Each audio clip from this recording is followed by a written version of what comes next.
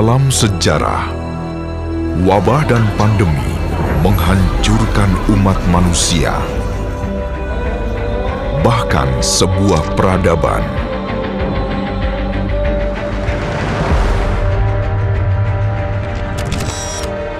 Siapa yang dapat membayangkan pandemi 100 tahun lalu terjadi lagi pada abad ini? Kita sempat diingatkan lebih dari 1 dekade lalu. Flu burung, SARS, MERS yang mengancam ekonomi dan memakan korban jiwa di belahan Asia. Kita abai. COVID-19 menjadi ancaman. Kita kurang tegas menerapkan kebijakan untuk menyelamatkan warganya di atas kepentingan lain. Corona ini tidak seganas kayak H5N1, flu burung dan sebagainya. Ini kan dengan mortality yang lebih rendah, ya 2%.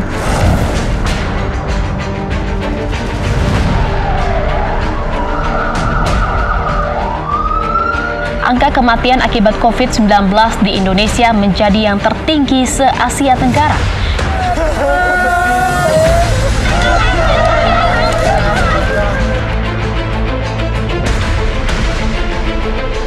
Ekonomi bisa dipulihkan secara bertahap, tapi manusia yang mati tidak bisa dihidupkan kembali. Kita menjadi salah satu negara yang dinilai lamban oleh dunia dalam penanganan pandemi COVID-19, bahkan cenderung buruk. Lagi-lagi rakyat menjadi korban, jaminan hidup dikebiri. Suara-suara ketidakpuasan dan ekspresi dibungkam.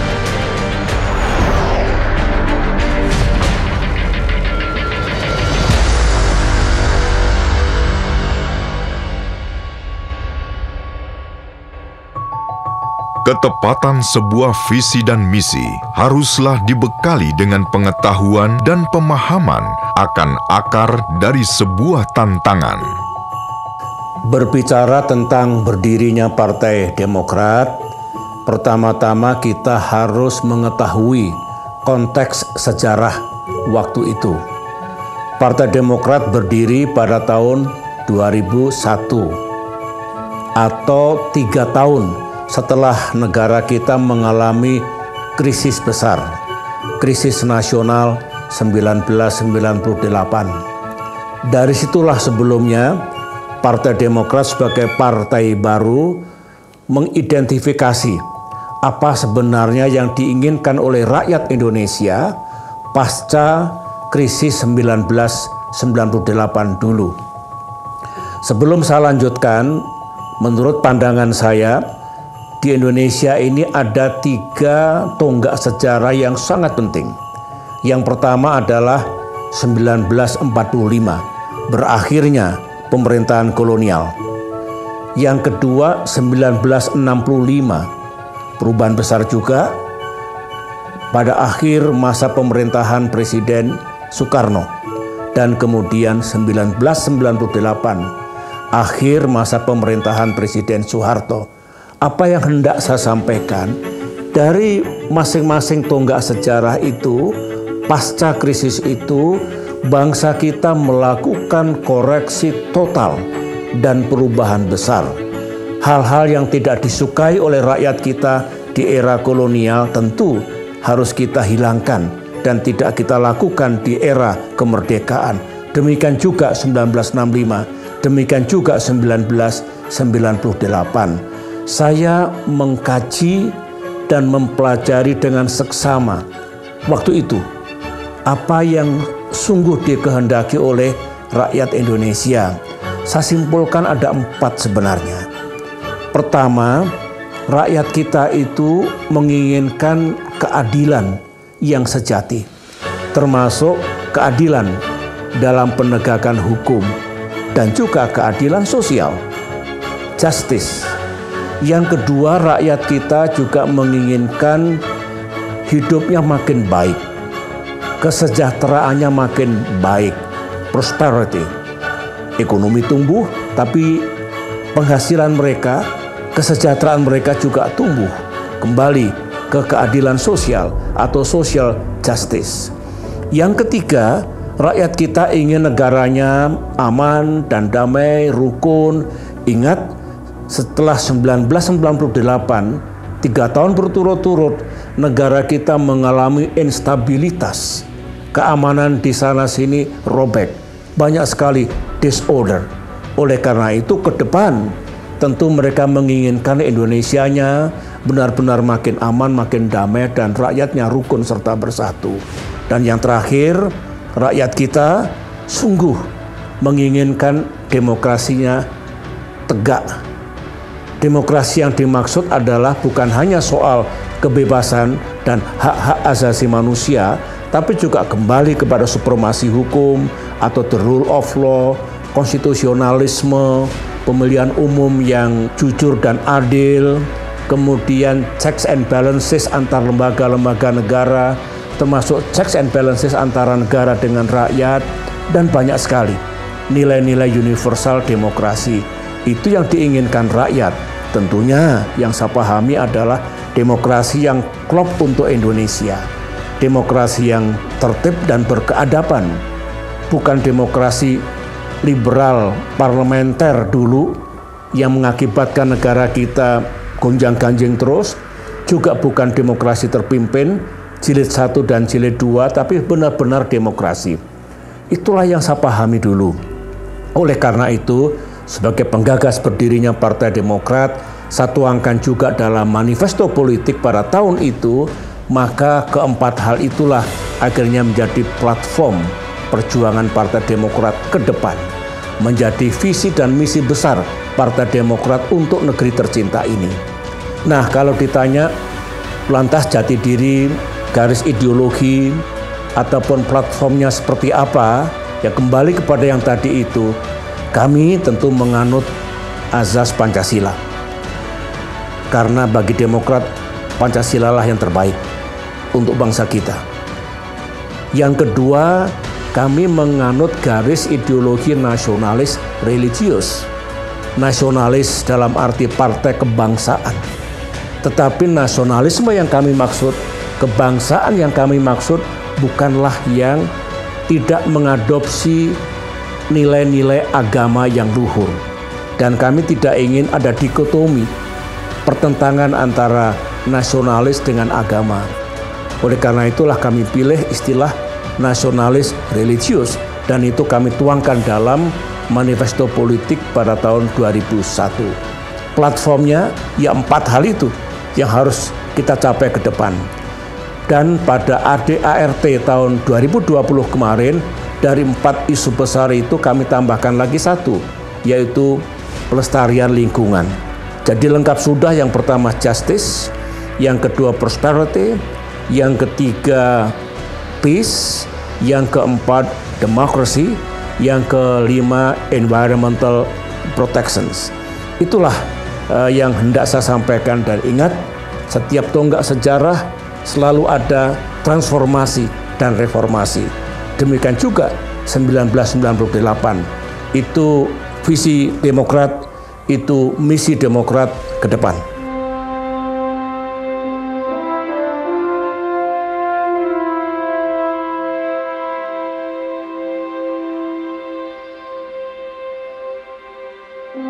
Sejarah menjadi guru terbaik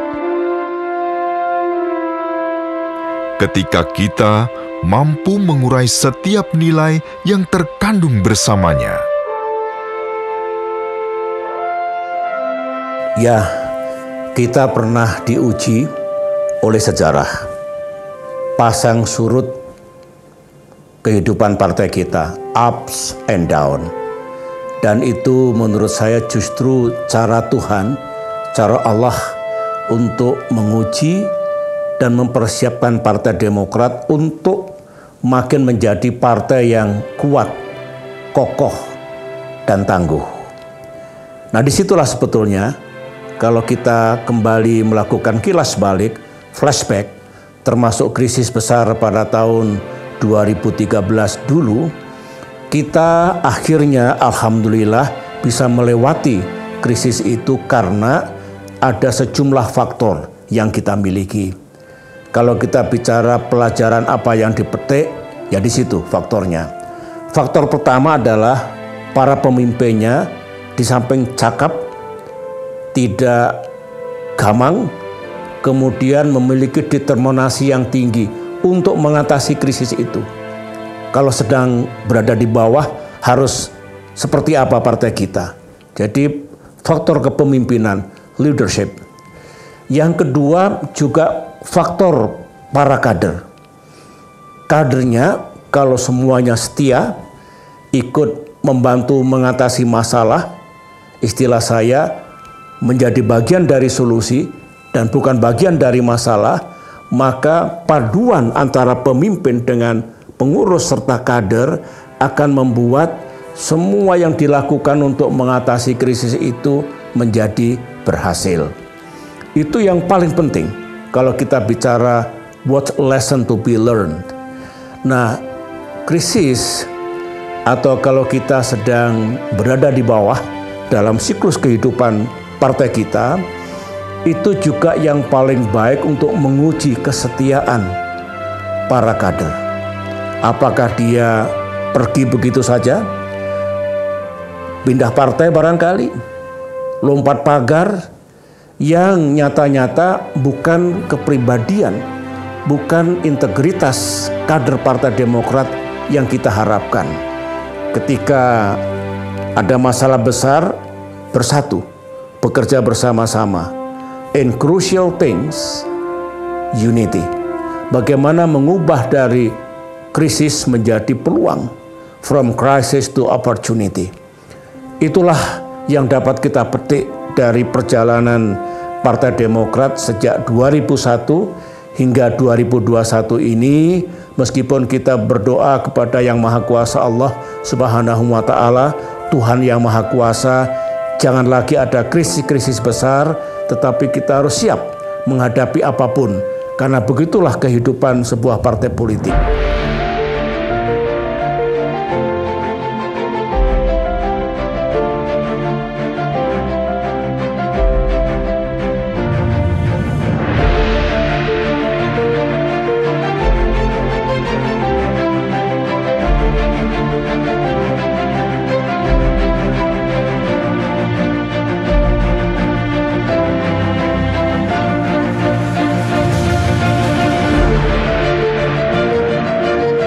Setiap pemimpin ada masanya. Setiap masa ada pemimpinnya. Mereka lahir dan dibentuk dari pengalaman. Bukan dengan karpet merah.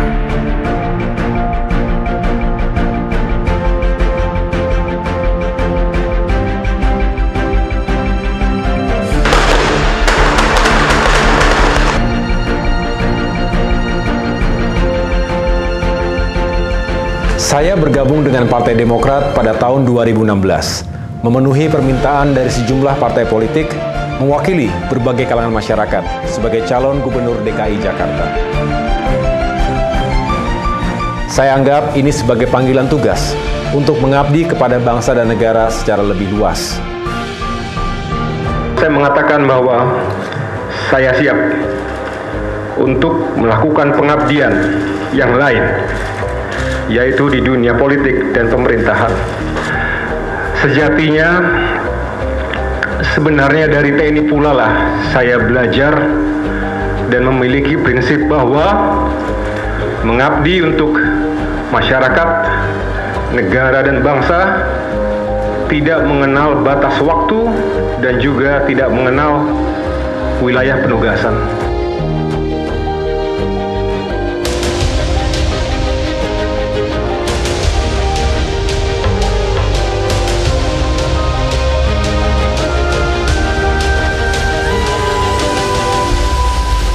Dalam kampanye pilkada itu, Partai Demokrat digoda menggunakan politik identitas untuk menang.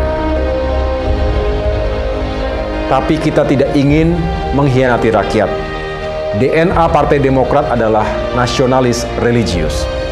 Selepas Pilkada DKI, tidak ada jalan kembali. Saya bersyukur tidak langsung diberi posisi dalam struktur kepengurusan partai.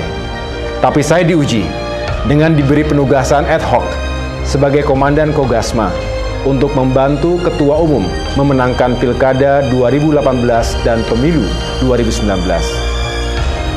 Partai Demokrat diramalkan tidak lolos parliamentary threshold. Sejumlah lembaga survei memprediksi Partai Demokrat hanya akan memperoleh 3-4% suara dalam pemilu 2019. Selama 2 tahun, saya keliling Nusantara, melalui darat, laut, dan udara, bertemu dengan para kader serta masyarakat luas, mengkampanyekan visi dan misi perjuangan Partai Demokrat. Partai Demokrat nomor 14.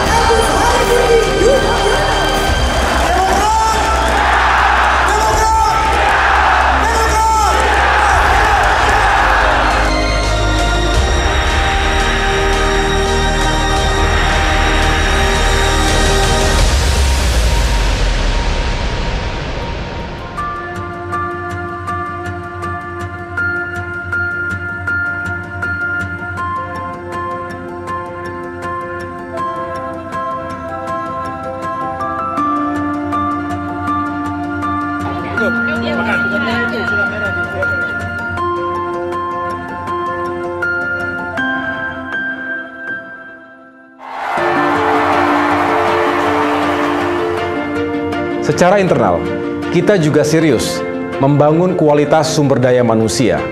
Ketum AHY menjadi ketum aja itu kan sudah contoh regenerasi ya. Partai Demokrat juga mengambil posisi-posisi yang sangat relevan gitu dengan anak-anak muda. Contohnya misalnya stand Partai Demokrat di RUU Cipta Kerja kemarin, itu kan RUU yang anak muda sangat perhatikan gitu ya. Mas AHY menaruh kepercayaan, selalu menaruh kepercayaan kepada anak buahnya, kepada para stafnya, dan juga memberikan kesempatan bagi orang-orang sekitarnya untuk berkembang. Salah satu contoh konkret apa yang saya alamin di tahun 2019. Saya dipercaya beliau untuk mendapatkan dan berkesempatan untuk sekolah di Peking University, salah satu universitas terbaik di Cina, dengan beasiswa.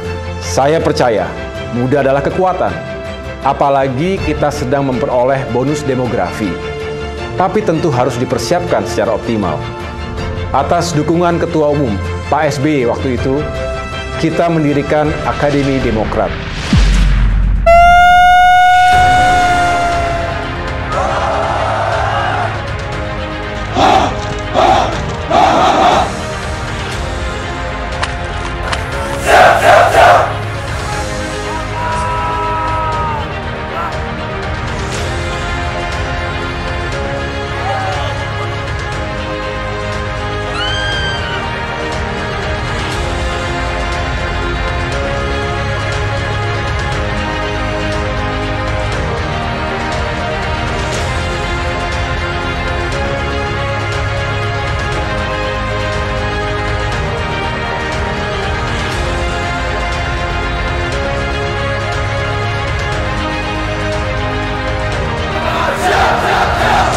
Untuk membina, mempersiapkan anak-anak muda menjadi generasi penerus Partai Demokrat, sekaligus menjadi mesin kampanye pemilu. Menjelang pemilu 2019, ketika para kader utama Partai Demokrat fokus untuk memenangkan daerah pemilihan masing-masing, terbuka ruang bagi AHY untuk maju sebagai calon legislatif.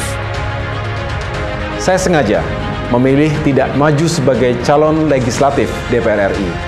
Saya berpikir harus ada yang membantu Ketua Umum mengorkestrasi kampanye pemenangan pemilu secara nasional. Apalagi kemudian ternyata Pak SBY berhalangan untuk berkampanye, untuk bisa menemani Ibu Ani yang dirawat secara intensif di Singapura. Ketua Umum Pak SBY akhirnya memerintahkan kepada saya untuk memimpin kampanye nasional. Dalam menjalankan tugas ini, saya didampingi oleh sejumlah senior partai. Maijen TNI Purnawirawan Nahrawi Ramli memimpin pemenangan di wilayah Barat. Sedangkan mantan Gubernur Jawa Timur, Pak Dekarwo, memimpin pemenangan di wilayah Timur Indonesia. Saya tekankan kembali, jangan pernah lelah mencintai Indonesia.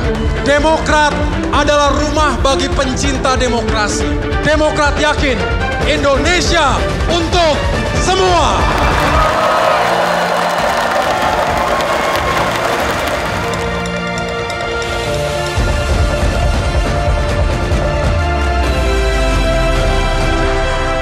Alhamdulillah, Partai Demokrat bisa mematahkan prediksi sejumlah lembaga survei tadi.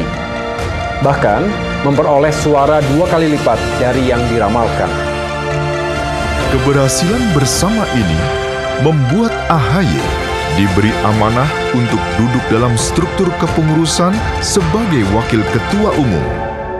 Namun pada saat yang bersamaan, keluarga besar Demokrat mengalami duka, kehilangan yang luar biasa. Dengan berpulangnya Ibu Ani Yudhoyono, seorang pejuang sejati, sejak berdirinya partai 20 tahun lalu, sampai dengan akhir hayatnya. Almarhumah adalah inspirasi untuk kita semua, dan juga jembatan komunikasi bagi para kader Demokrat. Saya pribadi banyak belajar dari beliau tentang semangat juang untuk selalu berpihak pada kepentingan rakyat. Bagi kita, Ibu Ani adalah the true spirit of Demokrat. Setiap dari kita akan berpulang, menyatu dengan tanah. Saat itu datang, nilai-nilai yang ditinggalkan manusia sepanjang hidupnya lah yang akan mengharumkan pengistirahatannya yang terakhir. Selamat jalan, Memo. We love you. And we will forever miss you.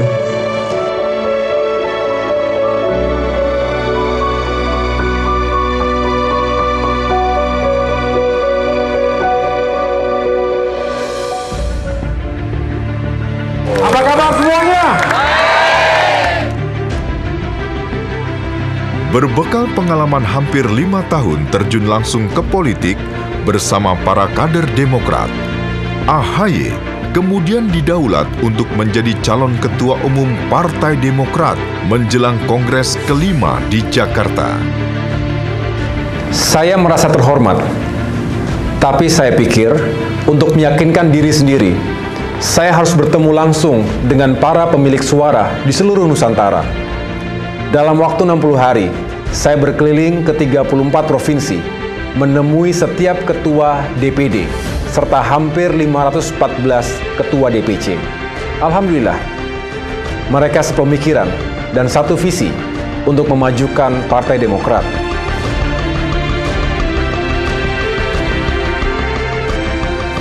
Telah ditetapkan secara aklamasi Bapak Agus Harimurti Yudhoyono sebagai Ketua Umum Partai Demokrat masa bakti 2020-2025. Dalam Kongres ke-5 Partai Demokrat pada bulan Maret 2020, secara aklamasi saya terpilih untuk mengemban amanah sebagai Ketua Umum Partai Demokrat periode 2020-2025. Usai Kongres ke-5, sejak saya terpilih menjadi Ketua Umum, sebenarnya kami merencanakan untuk melanjutkan gerilya Nusantara, menyapa langsung rakyat di berbagai daerah.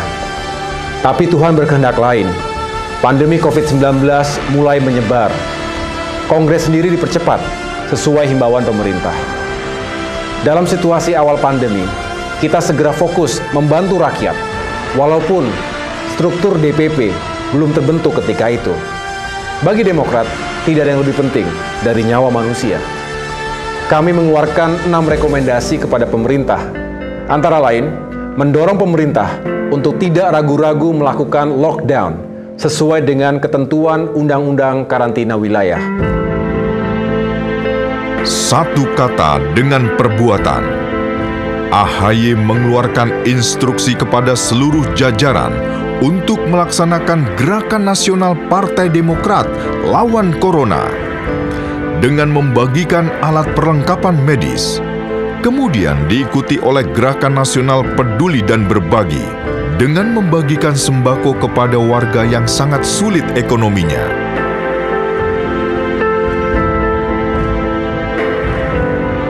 Alhamdulillah, dalam waktu kurang dari 3 bulan, kita bisa menyalurkan bantuan hasil swadaya kader lebih dari 250 miliar rupiah bagi saudara-saudara kita, masyarakat Indonesia yang sangat membutuhkannya.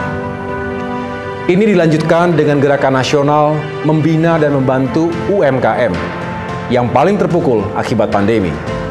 Kita juga melakukan pembinaan di samping memberikan bantuan, dan tentunya harapan kami UMKM sebagai ujung tombak perekonomian bangsa ini bisa tetap survive, bisa tetap kuat sesuai dengan semangat Partai Demokrat, bersama kita kuat, bersatu kita bangkit.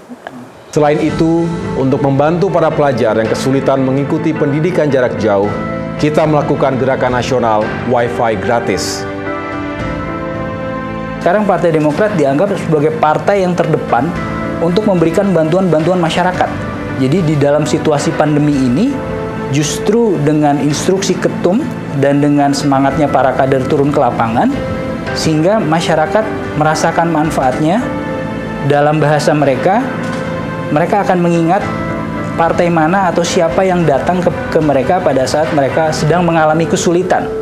Karena ini bukan mencari dukungan politik, ini adalah tentang kemanusiaan. Dalam rangka membangun komunikasi dan sinergi yang baik dengan berbagai elemen bangsa, Partai Demokrat di bawah kepemimpinan AHY bergerak melakukan silaturahmi 360 derajat. Di tingkat pusat, AHY menyambangi ketua umum partai politik lain.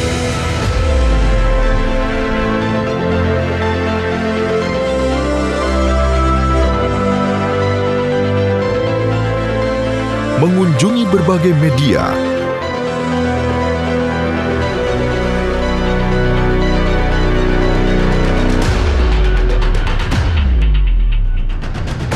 organisasi-organisasi massa, serta organisasi keagamaan. Kita ingin menyampaikan pesan bahwa Demokrat ingin bersahabat dengan semua dan juga terbuka untuk semua. Ini penting. Terlebih, solidaritas antar sesama anak bangsa merupakan kunci bagi daya tahan bangsa menghadapi krisis dewasa ini. Kita juga terus memperjuangkan harapan rakyat di parlemen. Prinsipnya, kita mendukung semua upaya menanggulangi COVID-19 dan memulihkan ekonomi nasional. Karena itu, kami menyetujui pengesahan Undang-Undang Nomor 2 Tahun 2020 untuk mempercepat penanganan COVID-19 dan pemulihan ekonomi, dengan catatan untuk sama-sama kita kawal dan sukseskan implementasinya. Partai Demokrat ingin pemerintah fokus mengatasi krisis ganda yang berkepanjangan. Partai Demokrat tegas menolak semua rancangan undang-undang yang tidak relevan. Di antaranya, rancangan undang-undang haluan ideologi Pancasila yang hendak mereduksi nilai-nilai Pancasila itu sendiri. Kita juga menolak rancangan undang-undang Omnibus Law Cipta Kerja yang sebenarnya juga ditolak oleh sebagian besar kaum buruh, profesional, dan anak-anak muda karena dirasa kurang adil. Meski akhirnya kita kalah suara dan memutuskan untuk walkout. Sejalan dengan itu, kita juga berusaha memenangkan pilkada di lebih dari 250 daerah. Ini pilkada pertama dalam suasana pandemi. Tidak mudah memenangkan suara rakyat di tengah-tengah pembatasan sosial berskala besar. AHY dan pengurus DPP Partai Demokrat juga ikut terjun berkampanye, tentunya dengan protokol kesehatan yang ketat. AHY keliling di wilayah Sumatera, Kalimantan, Sulawesi, dan tentunya wilayah Jawa. Alhamdulillah, Demokrat berhasil melampaui target pilkada. Ini bukti bahwa rakyat menaruh harapan besar kepada Partai Demokrat. Di awal tahun 2021, pada saat Demokrat sedang bekerja keras membantu rakyat, muncul gangguan serius. Semula kami mengira ini bagian dari dinamika yang biasa terjadi dalam organisasi partai politik. Namun rupanya ada tangan-tangan kekuasaan yang ingin mengganggu kedaulatan Partai Demokrat.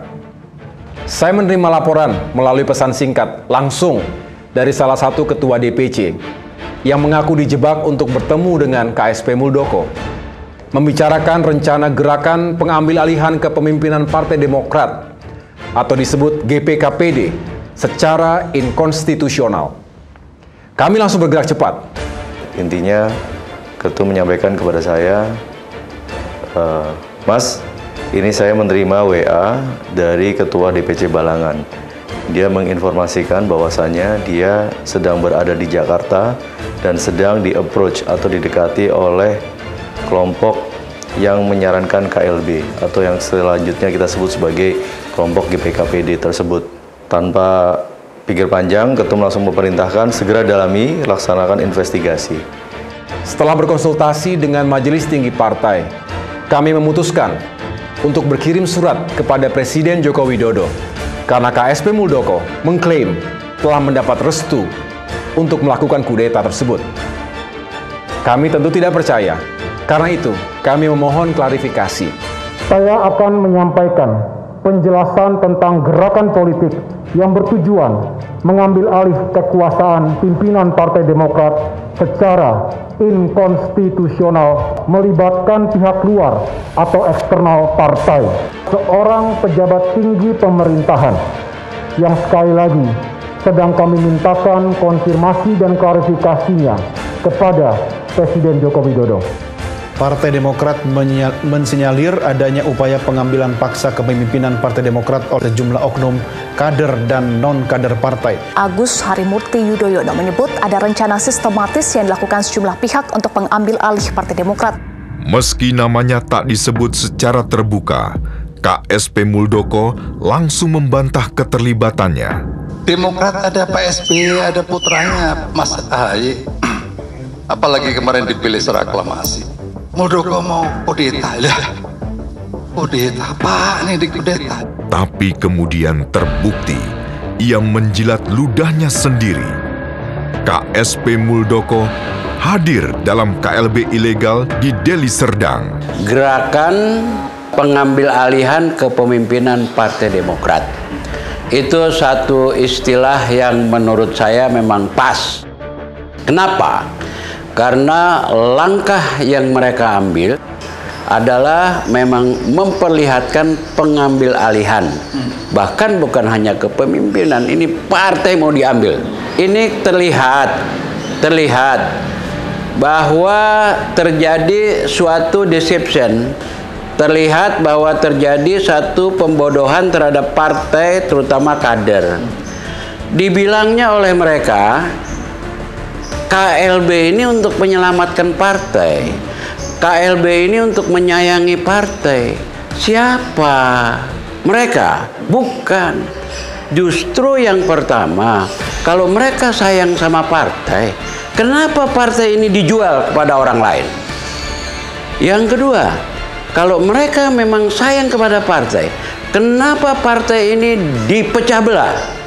Bahkan aturan main ADART tentang KLB pun dilanggar oleh mereka. Waktu itu pilihan untuk kita adalah terjun langsung membubarkan KLB ilegal tersebut atau saya memimpin perjuangan di Jakarta.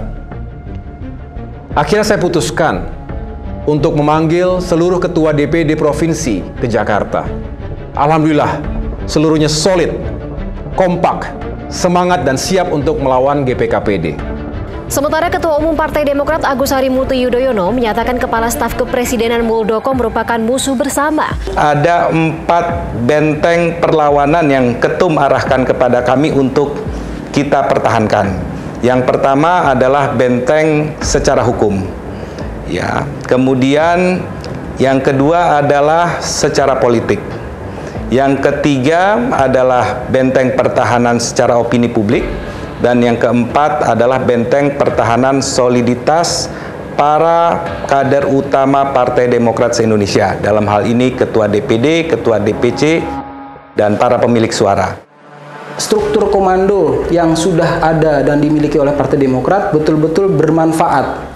Jadi garis komando yang dipimpin oleh Ketua Umum kita, Mas AHY, dibantu oleh Sekjen, langsung membawai 34 DPD dan 514 Ketua DPC, ini bisa bergulir begitu cepat informasi dan apa yang kita inginkan.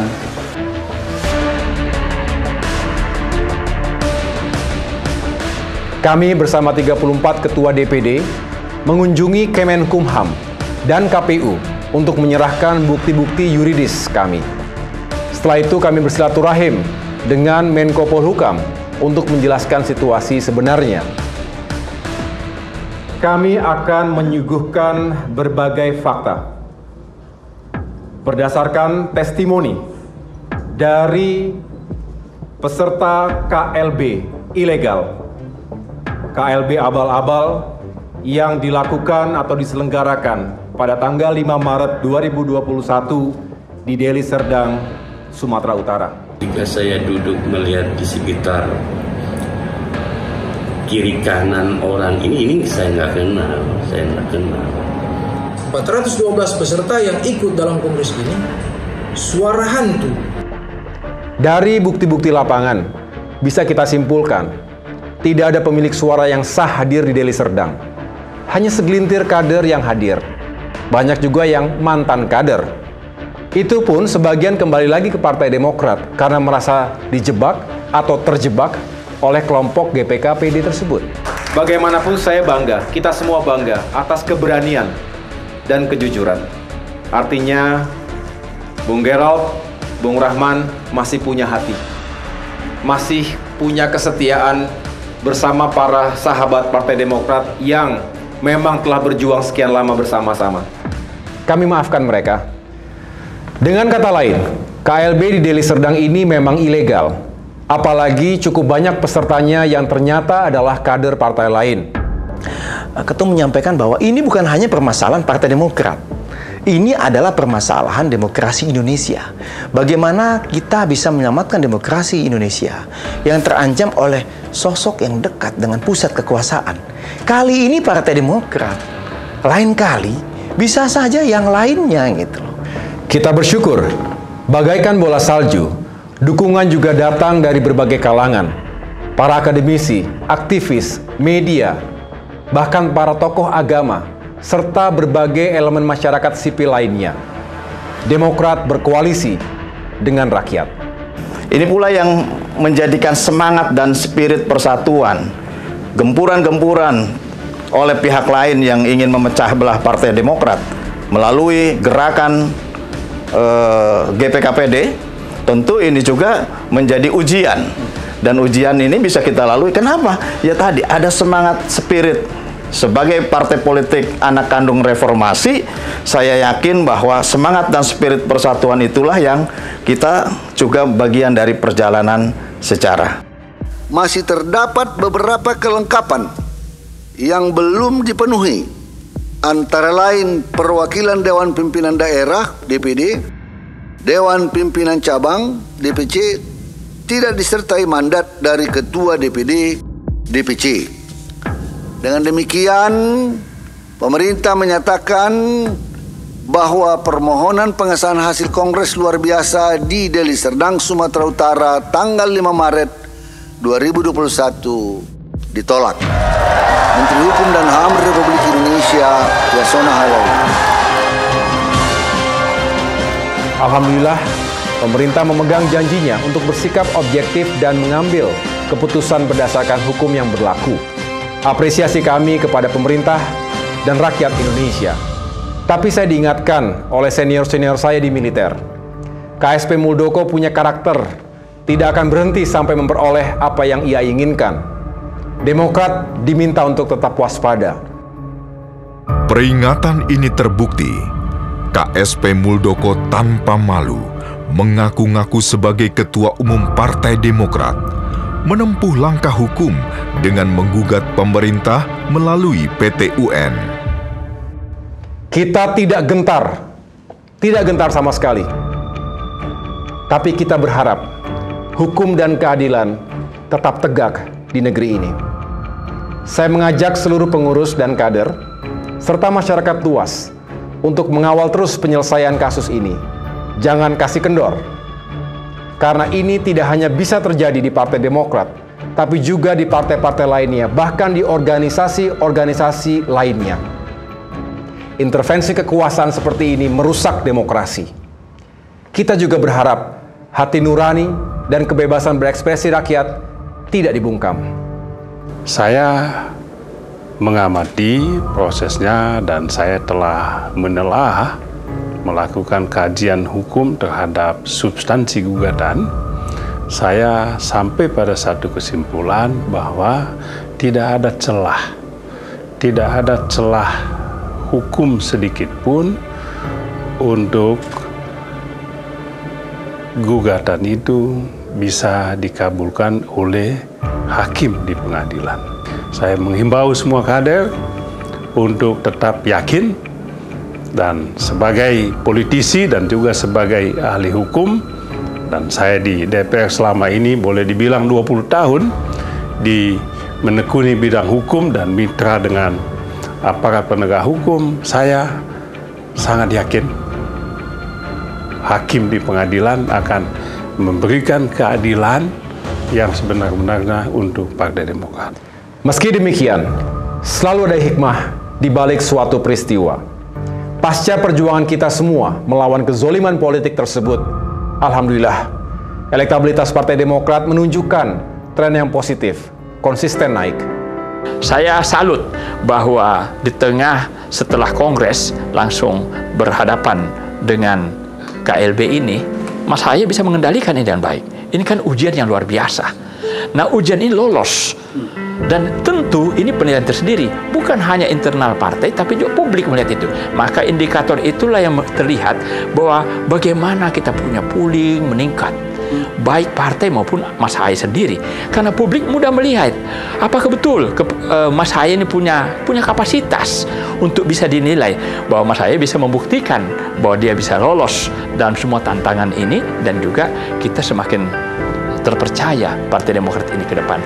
Salah satu faktor dari naiknya elektabilitas Partai Demokrat adalah soal bagaimana Ahaye mampu memimpin perlawanan terhadap GKPD. Faktor yang lain adalah legasi Pak SBY juga masih. Kita di Bapilu menghitung bersama dengan Majelis Tinggi Partai, kemungkinan tahun depan kita memperkirakan kita akan masuk ke 2 digit, asal kita tetap konsisten. Ke depan, kita akan melanjutkan 10 program partai yang telah dicanangkan sejak awal untuk membangun partai ini dan memenangkannya, terutama untuk menjawab panggilan rakyat. Salah satu perwujudannya adalah penyelenggaraan Bulan Bakti Demokrat untuk membantu masyarakat dalam rangka memperingati 2 dekade Partai Demokrat. Kami menginstruksikan kepada seluruh jajaran, terutama lebih dari 1.800 anggota Dewan fraksi Partai Demokrat, untuk menyukseskan Bulan Bakti di seluruh Nusantara. Assalamualaikum, Mas Ahaye. Waalaikumsalam, Bu. Apa kabar? Sehat? Sehat, Ibu. Ibu siapa namanya, Bu? Nama saya Naimah, Mas Ahaye. Oke, sehat-sehat ya, Bu. Anak-anak juga sehat, Mas Ahaye. Iya, anak saya sehat, alhamdulillah. Berapa anaknya, Bu? Saya tidak punya anak, Mas Ahaye. Mungkin anak Mas saya bisa untuk saya. Semoga masyarakat dapat menerima niat tulus Partai Demokrat ini dengan baik. Pedulian adalah induk dari berbagai potensi terbaik yang dimiliki. Ada sejumlah harapan dari saya untuk para kader Partai Demokrat yang sangat saya cintai dan saya banggakan. Pertama, wajib hukumnya para pemimpin dan kader Demokrat dekat dengan rakyat. Pahamilah persoalan dan kesulitan rakyat. Dengarkan aspirasi mereka dan perjuangkan aspirasi itu. Itulah jati diri Partai Demokrat yang sesungguhnya. Dekat dengan rakyat, perjuangkan kepentingan rakyat. Yang kedua, para pemimpin dan kader Demokrat juga harus sensitif, peka, peduli pada keadilan, pada kebebasan, pada ekonomi yang adil dan ramah lingkungan. Dan yang keempat, pada bangsa, pada hadirnya masyarakat dan bangsa yang rukun dan bersatu. Tidak ada yang disebut dengan konflik identitas. We are one. Kita hormati pluralisme. Itulah nilai dan jati diri Demokrat. Itu yang kedua.